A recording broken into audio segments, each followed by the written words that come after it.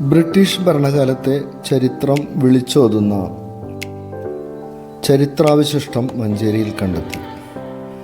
മഞ്ചേരി കോഴിക്കോട് റോഡിലെ മൂശാരിക്കുണ്ടിൽ റോഡിനോട് ചേർന്നുള്ള സ്വകാര്യ വ്യക്തിയുടെ പറമ്പിലാണ് ബ്രിട്ടീഷ് കാലത്തെ മയിൽക്കുറ്റി കണ്ടെത്തിയത്.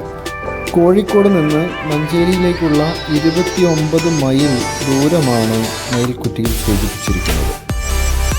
ലാറ്റിൻ പദമായ മിലിയേറിയത്തിൽ നിന്നാണ് മൈൽ എന്ന വാക്കിൻ്റെ പിറവി. പുരാതന റോമൻ പാതകളിൽ ഈ വ്യവസ്ഥയായിരുന്നു നിലനിന്നിരുന്നത്.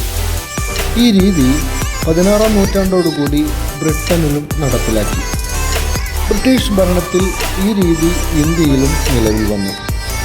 സർവേ, റോഡ്, റെയിൽവേ എന്നിവിടങ്ങളിൽ മൈൽ, ഫർലോങ്, ഇഞ്ച്, അടി തുടങ്ങിയ അളവ് രീതികൾ ഇന്ത്യയിൽ നടപ്പിലായി.